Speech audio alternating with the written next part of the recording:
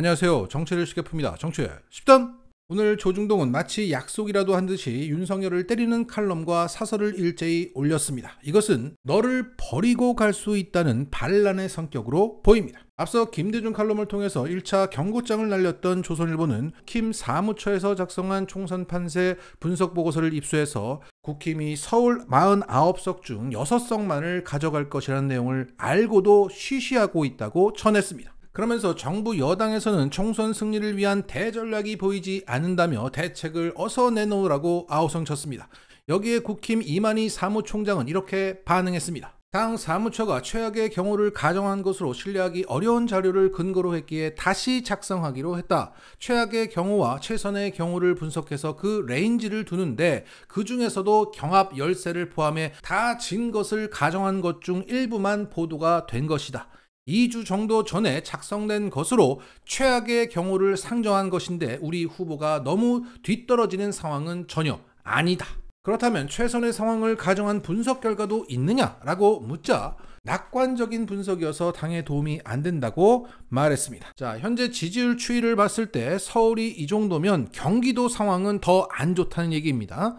이런 상황 속에서 용산에서는 영남 중진더러 수도권 출마하라고 그렇게 압박을 했던 겁니다. 그러니까 이들이 이 수도권 자체 판세 분석 보고서를 그동안 쉬쉬했던 이유는 이 결과가 공유가 되면 너 수도권 가서 죽으란 얘기밖에 안 되니까 용산에서 내려온 용액관들의 자리를 만들고 영남권 중진들의 수도권 행을 유도하기 위해서 그동안 입국닷을 했던 것으로 보입니다. 결국 윤석열의 호위무사를 많이 만들어내기 위해서 쉬쉬했다. 그리고 중앙일보도 난리를 치고 있습니다. 종편이나 SBS에 자주 출연하고 있는 중앙일보 강찬호 논설위원은 이런 칼럼을 올렸습니다. 지금 호프집에서 10명 중에 7명은 윤석열 욕을 하고 있다. 괴멸 수준 참패를 당한 3년 전 총선 때로 돌아간 분위기다.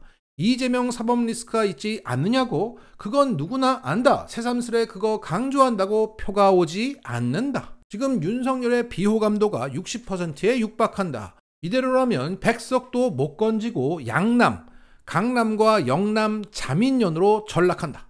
선거는 이슈도 인물도 중요하지만 구도에서 밀리면 필패다. 내년 총선 구도는 대통령에 대한 국민의 호불호가 좌우할 것이다. 그렇다면 답도 분명하지 않을까?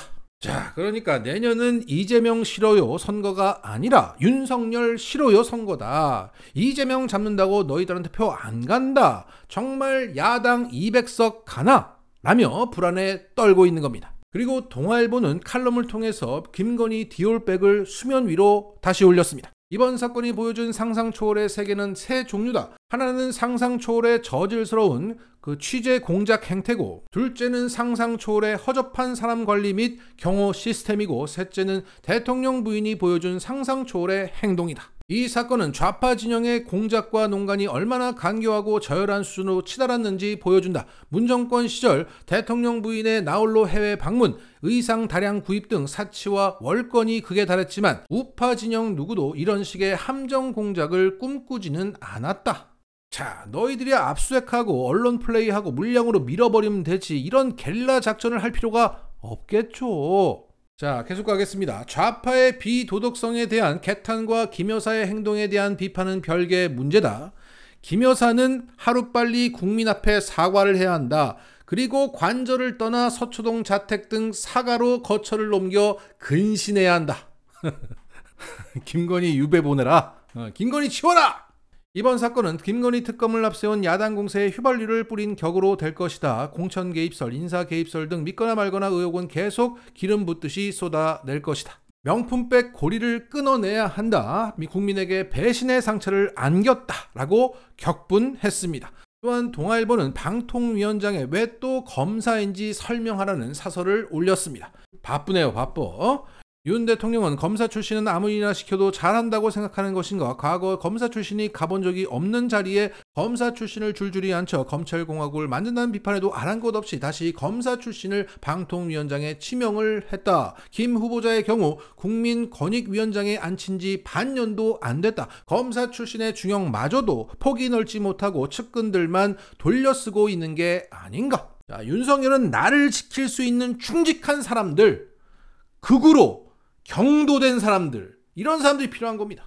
자, 지금 조중동이 일제히 폭발한 이유는 바로 김홍일 방통위원장 지명건으로 보입니다. 정말 망하게 생겼는데도 윤석열이 바뀔 생각이 전혀 안 보인다는 거죠. 그 맥락이 오늘자 오마이뉴스의 이충재 칼럼에 잘 나옵니다. 윤석열이 힘이 빠지고 있다. 강서구청장 선거 참패는 윤 대통령의 상장악력이 꺾이는 변곡점이었다. 여기서 국힘 정치인들은 윤석열만 믿고 가다간 정말 큰일 나겠다는 자각이 들었다. 그래서 혁신위를 띄웠는데 결국은 용산에서 내려온 용액관들 자리를 만들라는 것 아니냐. 하지만 김기현과 장제원이 버티기에 나섰고 아무것도 못하고 그냥 끝이 나버렸다. 그 와중에 부산 엑스포까지 참패를 당해서 윤석열의 리더십은 더 위축되었다. 그러면 이제는 정말 새 출발을 해야 맞는데 기껏 한다는 게 부산의 옛날 그 국제시장에 가서 바쁜 대기업 총수들 병풍 세워놓고 마치 과거 앞좌석에 구둣발 올려놓듯이 위생개념 없는 그 젓가락질이나 하고 먹방이나 하고 있다. 그리고 대대적인 개각을 한다고 해놓고 여전히 돌려막기 인사를 하고 있다. 그중 가장 대표적인 게 검사 출신의 김홍일 권익위원장을 방송통신위원장에 지명한 장면 아니냐. 얼마나 사람이 없으면 권익위원장 된 지 5개월밖에 안 된 검사를 방통위원장에 옮길 수가 있느냐. 이건 윤석열이 총선 100일을 앞두고도 전혀 변하지 않겠다는 것이라 조중동이 일제히 일어날 수밖에 없다는 것이죠. 더욱이 이번 개각의 풍경을 보세요. 원희룡은 전강훈이 만든 꽃가마를 타고 나왔습니다.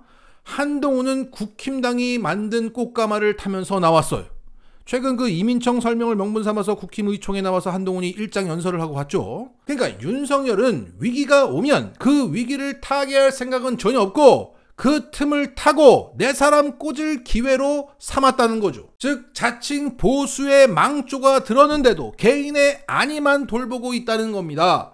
그래서 네 살 길만 챙기지 말고 전체 좀 챙기라는 거죠. 지금 총선 100일을 앞둔 시점인데 뭔가 여기서 뭔가 나오지 바뀌지 않는다면 널 버리고 갈 수밖에 없다는 마지막 경고라고 봐야 합니다. 여기에 윤석열은 이렇게 말하고 있을 것 같아요. 내 코가 석자다. 끝으로 오늘자 여론조사를 짚고 마치겠습니다. 윤석열 지지율이 모닝컨설트 기준으로 18%가 나오고 갤럽 기준으로 32%가 나왔습니다. 그리고 갤럽 조사 중에서 정권 심판론이 정권 지원론보다 16%가 앞섰습니다. 이것은 올해 진행된 갤럽 조사 중에서 가장 큰 격차가 난 것입니다. 지난 강서구청장 선거 직후에는 9% 차이가 나서 그렇게 대패를 했는데 지금 16%가 난 겁니다. 이 와중에 부울경에서는 정권 심판론이 8% 앞서고 있습니다. 이전까지만 해도 비슷비슷했는데 부산 엑스포 유치 실패를 기점으로 크게 요동치고 있다는 것을 알 수 있습니다. 자, 우리의 목표는 윤석열을 탄핵시킬 수 있는 민주당 200석입니다. 민주당이 180석 얻은 지난 총선 결과를 돌이켜보면 비례의석은 상수로 전제하고 지역구에서 수도권과 충청권에서 10석을 더 가져오고 부울경에서 10석을 더 가져와야 민주당 200석이 된다는 겁니다. 정말 만만치 않은 숫자입니다. 그래서 이해찬 전 대표 역시 180석을 얘기했던 것 같아요. 하지만 호위무사가 절실한 윤석열의 공천 전횡과 국힘 영남 중진들의 반란이 일어난다면 결과는 아무도 모른다고 생각합니다. 윤석열은 정말 전무후무한 놈이기 때문에 전무후무한 결과가 날 수 있습니다. 마치겠습니다.